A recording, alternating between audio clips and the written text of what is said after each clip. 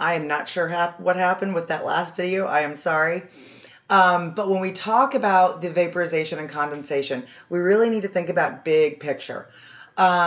So we talk about condensation and vaporization as, molecules losing energy through molecular collisions.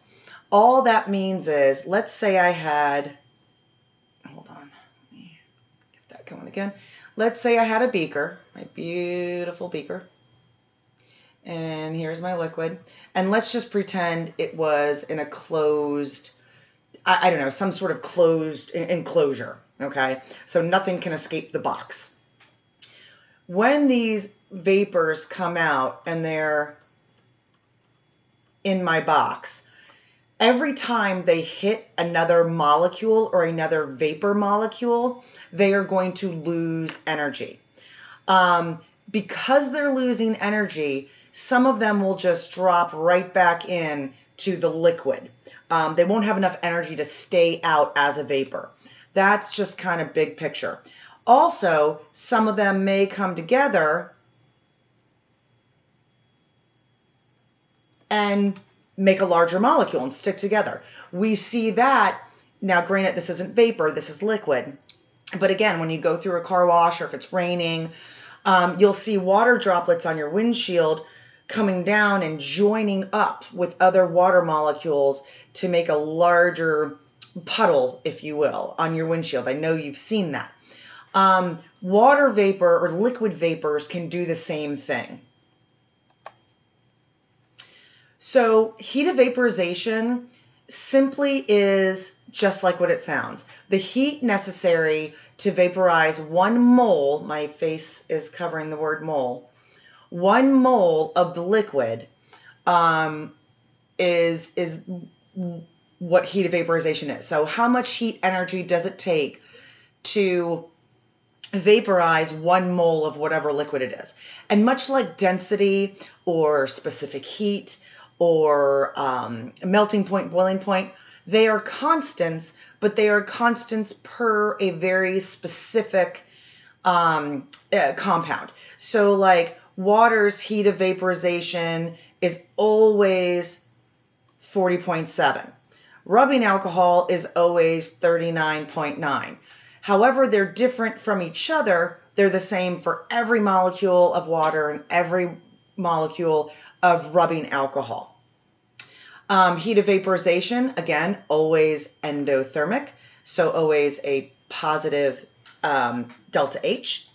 And just like we could say Q of the reaction is equal to negative Q of the solution, we can say the delta H of condensation is equal to the negative delta H of vaporization. Okay, because condensation, if it's exothermic, must be a negative number because it is exothermic. Here's just an example. Calculate the mass of water in grams that can be vaporized at its boiling point with 155 kilojoules of heat. So we have the heat and we want to find grams.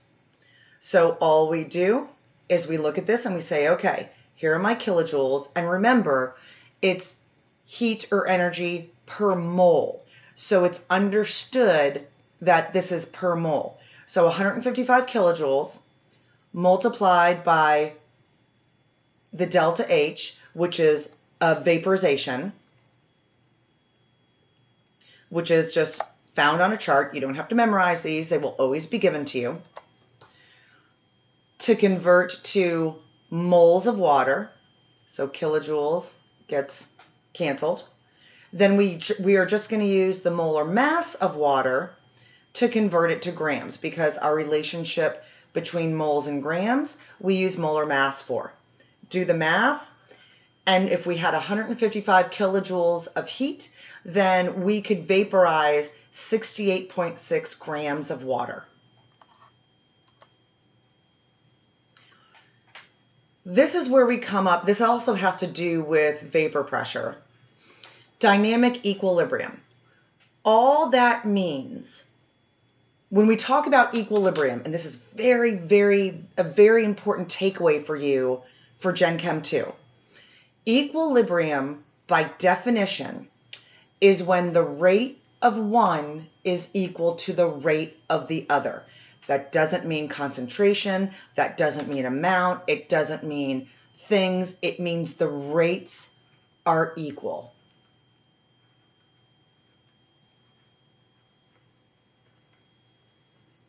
So what this really means is that the rate for dynamic equilibrium, the rate of evaporation and condensation, which are occurring simultaneously, are equal. So the rate of things that are evaporating are equal to the rate of the molecules that are recondensing. So this rate of condensation will eventually match the rate of the evaporation, and at that point is where we will get dynamic equilibrium. This specifically, now we're going to talk about this in Gen Chem 2 in relation to weak acid-base reactions and product constant solubility, where, insoluble solids are put into water. But we're going to talk about equilibrium in terms of Le Chatelier. But for right now, we're only talking about it in terms of vapor pressure. So the weaker the attractive forces between the molecules, the more molecules that will be in the vapor stage. The stronger the intermolecular molecules, the more molecules will be in the liquid stage or phase. So here, what you see is dynamic equilibrium, where the rate of vaporization and recondensation are equal. Here, if you increase the volume, the rate of vaporization becomes faster because there's more space to occupy above the surface of the liquid. If you decrease the volume, and by volume, be very clear, I'm talking about size of container, not number of moles or molecules.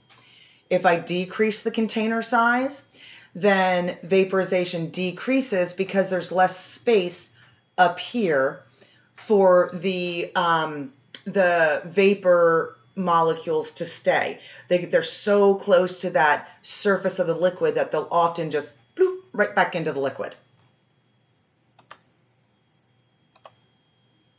So normal boiling point, we're just going to touch on this. The normal boiling point by definition is the point at which vapor pressure of the liquid equals atmospheric pressure. The lower the external pressure, the lower the boiling point. The higher the external pressure, the higher the boiling point. This is why when you look at things like cake box mixes, it'll say if you're in a high altitude, whatever, usually people think of Colorado. If you're in a high altitude place, it may take longer for your food to cook, or you may have to use a dark glass dish instead of, a solid white ceramic dish. Because the higher in altitude you go, the further away from sea level you are, the lower the pressure. So therefore, the lower the boiling point. Therefore, it may just take longer for things to cook. Heating curve of a liquid, we've already talked about this with Q equals mass times specific heat times delta T. So I'm just going to refresh you. We call it a heating curve, but it's really not. It's really a, stair step, if you will. So we heat things up, and that's when we use this. And then we boil and vaporize, and that's when we used the Q equals the mass times the heat value, which for water was heat of vaporization and heat of condensation. But you can see it with other liquids, but the most common is just going to be water. And then you heat it back up more to, whatever temperature you want it to go to. If you are still unsure about these heating curves, go back and watch the chapter 9 thermodynamics. It's in there. I believe it was the part 2 was the specific heat. Might have been part 1, but I think it was part 2. Clausius-Clapeyron equation, we're just going to talk about this generically.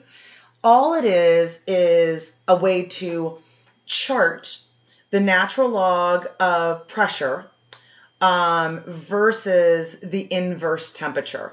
So the natural log of pressure versus the inverse of temperature.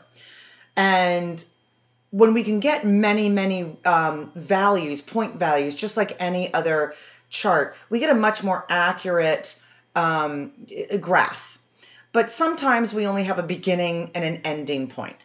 And that's when we use the 2-point form equation for Clausius-Clapeyron, where we'll start off, we'll have an initial pressure, a final pressure, an initial temperature, a final temperature, delta H of vaporization, and R, which is our ideal gas law constant.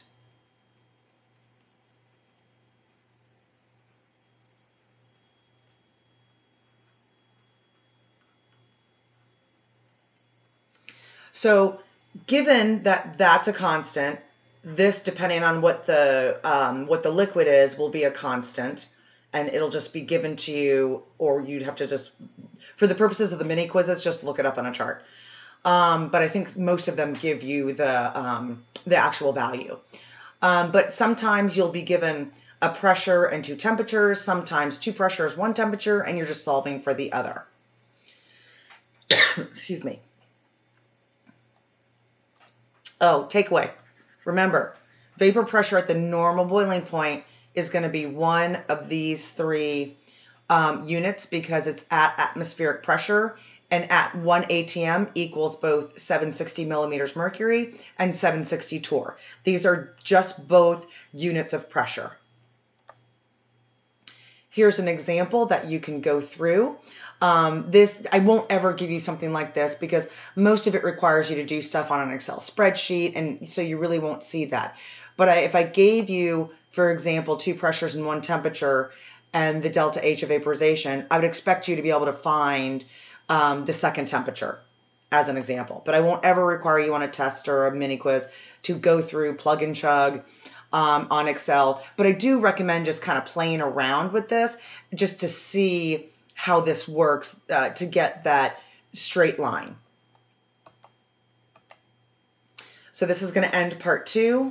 Sadly, there now has to be 2 videos for part 2. But yeah, so I will put up part 3 probably tomorrow, and the next mini quiz for this section will be put up today. Have a great day.